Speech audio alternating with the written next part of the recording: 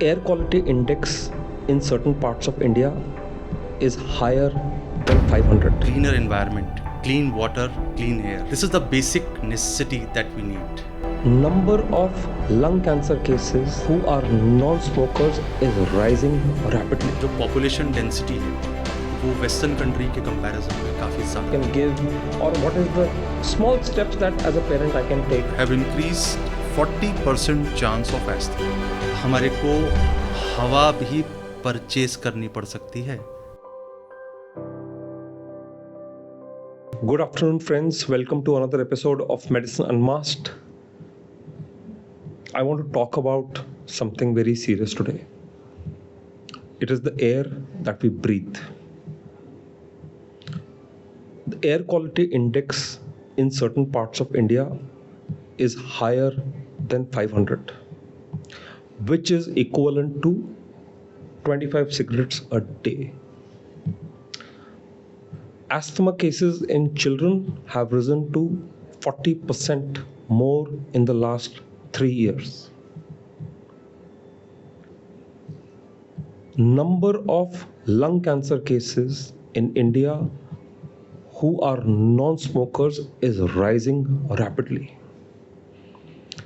Again, this is an area of concern, not even as a doctor, but as a human being. I think it concerns me for my children and for the society. But in the face of this growing health burden, I have a medical leader with me today, Dr. Ankit Bansal. They are stepping up the drive for change. Dr. Ankit Bansal is the newly appointed chairman of Jaipur Forum for Clean Air. Dr. Bansal will spearhead the clean air initiatives and policy interventions to improve Jaipur's air quality. I applaud Ankit's effort. I have known him personally as a medical colleague, but this really, I think, is an amazing step that Ankit has started to work on. So I have with me today Dr. Ankit Bansal. He's a practicing pulmonologist, and as I said, he's a chairman for Jaipur for Clean Air Foundation. So Ankit, welcome to Medicine Unmasked. Thank you, sir. Thank you, sir, for giving me the opportunity on this platform. So जैसा आप अभी मुझे बता रहे थे about what is actually air quality index and what is your personal passion to get involved in this project for Jaipur for Clean Air? Air AQI, what we correctly say, it is known as air quality index. It is a measure by which we can assess the quality of air, how clean it is, how polluted it is. It is made up of so many entities. You have heard of a term known as PM 2.5. It is something related to fine particulate matter. Similarly, we have PM 10, which is a coarse particulate matter. There are certain other gases like sulfur dioxide, nitrogen dioxide, and carbon monoxide. The assessment of all these particles in air, it constitutes an air quality index. Regarding my interest, yes, we all want to live in a cleaner environment, clean water, clean air. This is the basic necessity that we need. And possibly for that, this is a passion that how we can and our future generations can live in a cleaner environment. So Ankit, what do you think is the, as a society, yes, we can worry about it, but then there are people like you who are working for this initiative. So, इस initiative के अंतर्गत आप what are you expecting from society? How can people help you? How can schools join? Because as I said, you're a pulmonologist also, so I'm sure this concern मैं तो सिर्फ पढ़ के express कर रहा हूँ, बट इन योर प्रैक्टिस भी आपने ये कंसर्न रियलाइज किया होगा अपने पेशेंट्स के माध्यम से और अपने एक्सपीरियंस से. इसमें दो चीज़ बहुत महत्वपूर्ण है. पहली ये है कि एयर पॉल्यूशन के कारण से हमारी हेल्थ पर क्या इल इफ़ेक्ट्स हो रहे हैं. इसके बारे में जानना, और हमें ही नहीं जानना, अलग अलग जो वर्ग हैं, जैसे बुज़ुर्ग हैं, बच्चे हैं, उनको इसके बारे में जानना बहुत महत्वपूर्ण है, क्योंकि हमारी नई पीढ़ी और नई जनरेशन की एंटायर ग्रोथ उस पर डिपेंड है। दूसरी बात, ये एक व्यक्ति का काम नहीं है, मल्टीपल फैक्टर्स हैं जिसमें हम सबको अपना इंडिविजुअल योगदान देना पड़ेगा, जिससे कि हम उसको कंट्रोल कर सकें। नहीं तो आने वाली पीढ़ी में हमारे को हवा भी परचेज करनी पड़ सकती है, cleaner air for our survival. But where is the fundamental problem? मतलब how have we gone from मतलब हम obviously ये human interaction के कारण से ही environment है, but why Indian cities are like cities like Delhi, Kanpur, Banaras are probably the most polluted cities in the world. So how have we got here? And what can society do? छोटी छोटी चीज़ों के बारे में बात कर रहा था, क्योंकि जैसे PM 2.5 है, PM 10 है, I am sure there is more scientific, या ग्रास रूट लेवल पे हम क्या कर सकते हैं? So, if we see in problem in totality, हम डेवलपिंग कंट्री हैं, हमारा जो पॉपुलेशन डेंसिटी है वो वेस्टर्न कंट्री के कंपैरिजन में काफ़ी ज़्यादा है। हम अर्बनाइजेशन की तरफ जा रहे हैं। There are lots of vehicles on roads, they have their emissions जो कंटिन्यूसली होते हैं और जो कंटिन्यूसली कंट्रीब्यूट कर रहे हैं towards pollution also. So number is increasing. As you know that in certain European countries, they have maintained a standards like EU6, EU7 to control that exhaust or vehicles emissions. So we need to strictly implement those. This is one of those factors. इसके अलावा हमारे जो energy resources हैं, हम ज़्यादातर कोल dependent energy resources हैं। हमको ऐसे एनर्जी रिसोर्सेज देखने पड़ेंगे जो रिन्यूएबल भी हैं और क्लीनर भी हैं। मोर डिपेंडेंसी हमें इलेक्ट्रिक पे करनी पड़ेगी, कहीं ना कहीं हमें फोकस शिफ्ट करना पड़ेगा, क्योंकि इंडस्ट्रीज़ में उन चीज़ों का बहुत प्रयोग होता है और उसके वजह से पोल्यूशंस मल्टीपल लेवल पे होता है। हमारा कृषि प्रधान देश है और उसके अंदर कृषि एक बहुत ही इम्पॉर्टेंट फैक्टर है, मगर उसके साथ साथ हमने देखा है, हमें कई बार सुनने में भी आता है कि अक्टूबर नवंबर के महीने में किसानों के द्वारा पराली जलाई जाती है। अलग अलग स्टेट्स में ये एक्टिविटीज़ है, तो हमें ऐसे मेजर्स कि जिससे कि किसान को इंसेंटिव भी हो, वो उस पराली को जलाने के बजाय उसको बायोफ्यूल में कन्वर्ट करे और उसको जलाने का काम कम करे, जिससे कि पोल्यूशन एमिशन कम हो।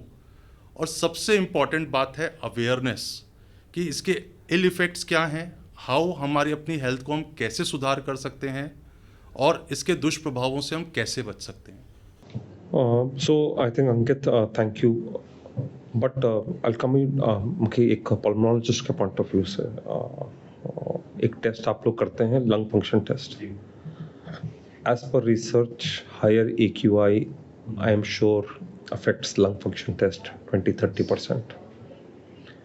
एंड आपके पास में कुछ ऐसे लोग आते होंगे जिनको अनफॉर्चुनेटली कोई ना कोई सांस की बीमारी है। What is the advice for those people? Because overnight things will not change. Yes. Thank you for the efforts that you're putting, but I'm sure it will not happen. So they have to live, they have to survive, they have to manage. What are the small steps that they can take on a day-to-day basis so they kind of are safe? So why it is concerned? Particulate matter 2.5 की हम बात कर रहे हैं। वो बहुत छोटे matters होते हैं जो आसानी से डेप्थ में लंग्स में चले जाते हैं, और लंग्स में जाने के बाद में वो एक इन्फ्लेमेटरी प्रोसेस चालू करते हैं, जिससे बहुत आसान शब्दों में फेफड़ों में स्कारिंग हो जाती है, जिसके वजह से उनकी एफिशिएंसी रिड्यूस हो जाती है और कई प्रकार के ऑक्सीडेटिव रेडिकल्स उसमें बनते हैं, जिसके वजह से लंग को और डैमेज होना चालू होता है। कुछ पेशेंट्स को नया अस्थमा डेवलप हो जाता है, कुछ पेशेंट्स को COPD के चेंजेस आने लग जाते हैं। और अब तो कई स्टडीज़ में ये प्रूव हुआ गया है कि लॉन्ग स्टैंडिंग अगर एयर पोल्यूशन का एक्सपोजर हो तो पेशेंट्स को लंग कैंसर होने के चांसेस मल्टीपल टाइम बढ़ जाते हैं। इसके अलावा कार्डियक रिस्क और स्ट्रोक की टेंडेंसी तो हमेशा एयर पोल्यूशन के साथ में एसोसिएटेड होती है। आपने इम्पॉर्टेंट बात करी प्रिवेंटिव स्ट्रैटेजीज़ के लिए। देखिए, एज अ होल सोसाइटी या गवर्नमेंट या पॉलिसी निर्धारक ये ओवरऑल स्टेटस में अपनी चीज़ें कर रहे हैं कि किस तरह से पोल्यूशन कंट्रोल हो सके। बट अगर इंडिविजुअल के प्रोस्पेक्ट में कहें कि उनको क्या करना चाहिए, तो इम्पॉर्टेंट बात यह है कि you should be at least aware of certain terms, just like AQI। हमारे को असेस होना चाहिए कि व्हाट इज़ एन AQI। हमारे एयर का अब तो बहुत सारे गैजेट्स और डिवाइसेस आ रहे हैं जो कि AQI को मेज़र कर सकते हैं। तो एटलीस्ट यू आर अवेयर कि हमारे आसपास एयर क्वालिटी कैसी रह रही है, उसके अकॉर्डिंगली हमको प्रयोग करना चाहिए। अगर हमें लग रहा है कि हमारे उस एरिया में AQI ज़्यादा है तो हमें आउटडोर ट्रेवल्स को रिस्ट्रिक्ट करना चाहिए, पहली बात। दूसरी बात, जहाँ पर AQI ज़्यादा है वहाँ पे हमें मास्क का प्रयोग ज़्यादा करना चाहिए। कुछ सर्टेन श्रेणी के मास्क जैसे N95, N99 उसमें काफ़ी उपयोगी होते हैं क्योंकि वो कुछ जो फाइन पार्टिकल्स हैं उनको रोक पाते हैं। सिंपल अगर अपन कपड़े का मास्क लगाएंगे तो वो यूज़फुल नहीं होगा। इसके अलावा इंडोर में भी कुछ लोग हीपा फिल्टर्स, एयर प्यूरीफायर का प्रयोग कर रहे हैं जिससे कि अपनी इंडोर की क्वालिटी को भी मेंटेन करें। ये इम्पॉर्टेंट एक हमारा ऑब्जर्वेशन है। हम हमेशा पोल्यूशन के लिए बाहर की बात ही करते हैं कि बाहर बहुत पोल्यूशन है, मगर हम चेक करेंगे कि कई ऐसी चीज़ें हैं जो हमारे इंडोर पोल्यूशन को कंट्रीब्यूट कर रहे हैं। कई जगह कंस्ट्रक्शन साइट्स हो रही होती हैं, वो भी एक इम्पॉर्टेंट कड़ी है पोल्यूशन को बढ़ाने में। तो उसके लिए हमारे पास क्या उपलब्ध है कि हम अपने रिस्ट्रिक्टेड डोमेन में हीपा फिल्टर्स और एयर प्यूरीफायर का यूज़ कर सकते हैं। और सबसे इम्पॉर्टेंट बात यही है कि हमें चीज़ों की अवेयरनेस होना बहुत इम्पॉर्टेंट है, क्योंकि अगर आने वाली जनरेशन्स को अगर टाइम पर इस चीज़ के लिए अवेयर नहीं किया, so they have a difficult in future times. So Ankit, thank you for bringing this. I think can you just show how Yes. does this work and demonstrate? Sure.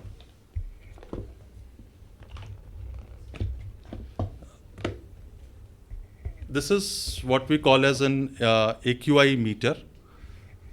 In this particularly हमें किसी भी area का, defined area का AQI मिलता है, साथ में दो पार्टिकल्स जिसकी मैंने आपको बात करी, PM2.5 एंड PM10, उस एरिया का हमें डिफाइंड मिलता है। अ वेरी गुड थिंग, हमारे कलीग बहुत अच्छा एनवायरनमेंट मेंटेन कर रहे हैं। This is AQI is 71, so you can see. अब मैं आपको एक बार इसकी श्रेणी भी बता दूं कि अगर 0 से 50 होता है तो एक्सट्रीमली सेटिस्फैक्ट्री होता है। 51 to 100 ओनली सेंसिटिव पीपल जो होते हैं उनको थोड़ा सा ट्रबल दे सकता है, but still it is a very good condition, good air quality. 100 to 200 की जो रेंज है वो मेनली सेंसिटाइज्ड पर्सन के लिए ट्रबलसम है। जो भी सेंसिटिव पर्सन होते हैं, अगर वो क्वालिटी ऑफ एयर अगर उस लेवल पर होती है तो वो ट्रबलसम होती है। 200 से ऊपर आपकी कंडीशन है तो आपकी एयर क्वालिटी बैड है, और ये एक सॉर्ट ऑफ इमरजेंसी कंडीशन होती है। और 300 से ऊपर अगर आपकी एयर क्वालिटी होती है तो वो हज़ार्डियस होता है। That means you have to take necessary measures to control it, to safeguard your health conditions. So it's a good thing that we are maintaining a AQI of 70. I would like to congratulate for this. And in this, the PM2.5 is 42 and PM10 is 61. They are also within acceptable limits in this particular regard. हम इसको हमेशा calculate करते हैं micrometer over metre cube, यानी कि इस index में हम इसको कैटेगराइज करते हैं, और एक ये कांस्टेंट लेवल पे मेंटेन रहना चाहिए अराउंड। आप ये देखिए कि उसके एक चेंज वेरिएशंस उसके अंदर ज़्यादा नहीं आने चाहिए। that is important.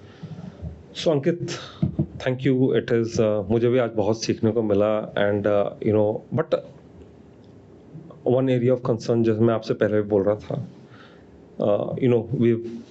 हमने अपना बचपन बाहर मैदानों में, स्कूलों में, पार्क्स में खेलते हुए निकाला है, an active lifestyle that I think all of us promote as doctors also. But as a parent, I have some concerns now. मैं जैसे आप बोल रहे थे कि आपके घर में कई बार 260 का AQI होता है, and then you're expecting them to play sports, live a normal life.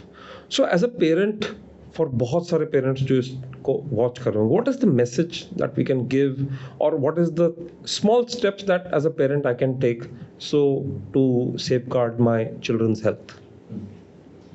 So if we see why it is concerns for children, studies have shown that air pollution per se have increased 40% chance of asthma.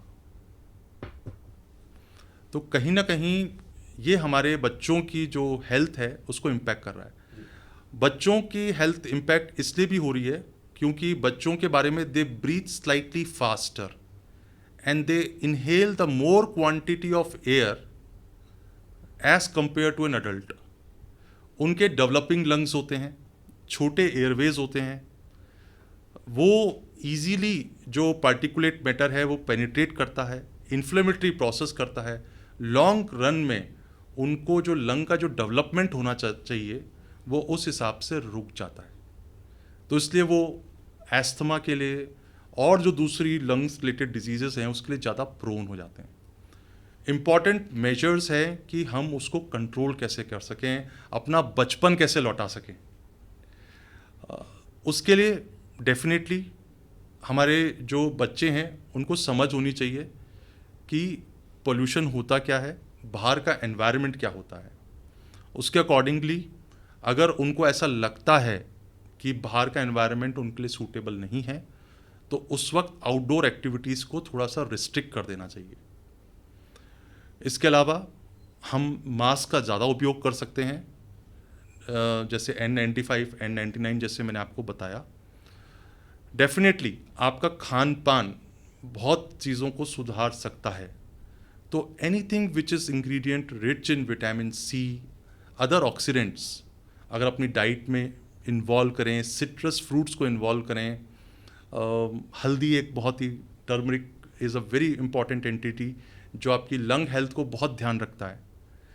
तो उसको अगर अपन improve करेंगे तो definitely वो help out करेगा. Important बात यह है we need to remain hydrated, sufficient पानी पिएं जिससे कि आपके लंग फंक्शंस अच्छी तरह से काम करें. इसके अलावा अगर हम रिस्ट्रिक्टेड एनवायरनमेंट को क्लीन रखना चाहते हैं तो हीपा फिल्टर्स और एयर प्योरीफायर का प्रयोग कर सकते हैं जिससे कि वो चीज़ें सुधार आएँ. So, thank you, Dr. Ankit. I think, yes, there is concern, but I really want to thank you from the bottom of my heart that you've taken this initiative, championing the cause for all the Jaipur citizens. We will leave a link for Lung Care Foundation and Jaipur Forum for Clean Air, so people who want to participate or can help, I would encourage more and more people. ये अंकित बंसल की लड़ाई नहीं है, ये हम सब की लड़ाई है. And I think if we can work together to improve, I think Ankit is doing some great work, so all of us can benefit and live healthily thereafter. Thank you, Dr. Ankit. Thank you.